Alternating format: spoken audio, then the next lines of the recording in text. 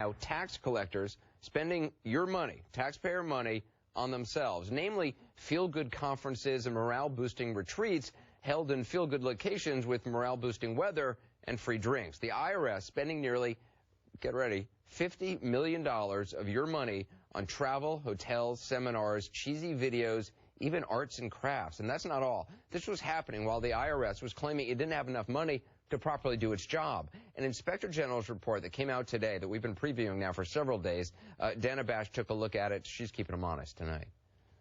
Paintings of Albert Einstein, Michael Jordan, Abraham Lincoln, and even Bono from U2, all made on site at an IRS conference by an artist hired to perform leadership through art and paid $17,000. Taxpayer dollars. It's just one example of IRS excess, detailed in this new Inspector General report, which zeroes in on a 2010 IRS conference in Anaheim, California, which cost taxpayers a whopping $4 million. Nearly 2,700 IRS employees stayed at 3 hotels with no attempt to negotiate lower rates.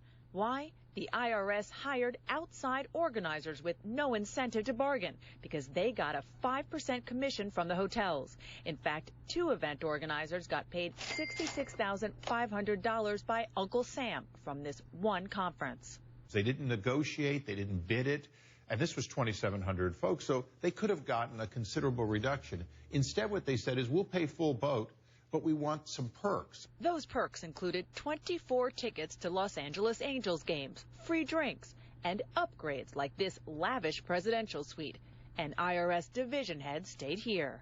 The IRS even made swag for its employees to take home, like this tote bag with a special logo made just for the conference. This bag was made in China, by the way. So was this folio. They also got notebooks like this, even bottle openers. All of these gifts and trinkets added up to $64,000 taxpayer dollars. But what may be just as outrageous as wasting this money is the fact that the IRS did not appear to follow the very rules it requires each and every taxpayer to follow. Attempting to modulate the frequency now. Sorry about the uniforms, Captain. The dry cleaner gave me the wrong order. For example, this Star Trek spoof. The Inspector General said this and other videos made for the conference cost $50,187. But the IG says no one knows if that cost is accurate because the IRS, the agency that requires taxpayers to keep receipts, did not save its own documents to show what it spent. The new acting IRS Commissioner Danny Werfel calls this wasteful spending inappropriate and stresses they have already reduced the cost and size of IRS conferences. One conference workshop should have helped. It was entitled Political Savvy, How Not to Shoot Yourself in the Foot.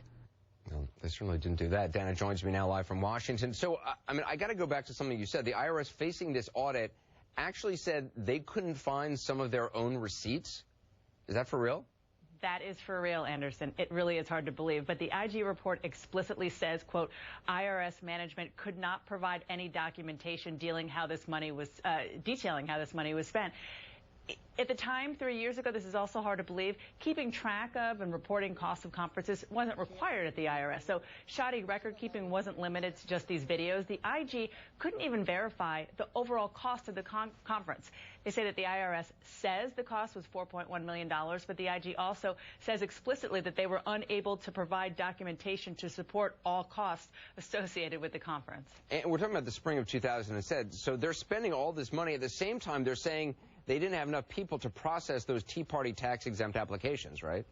That's right. It's the same time period. These conference costs were paid with unused funds intended for hiring enforcement employees. Now, it's unclear if that money really could have gone to help sift through the applications for tax-exempt status that has really caused this controversy. It caused these long delays that many of these Tea Party groups have endured. But regardless, the fact that tens of millions of dollars were being spent on spoof videos and swag at a time taxpayers were not being served well at all makes the black eye on the IRS even darker for sure. It's just unbelievable. Dan, I appreciate it. Thanks very much. Let us know.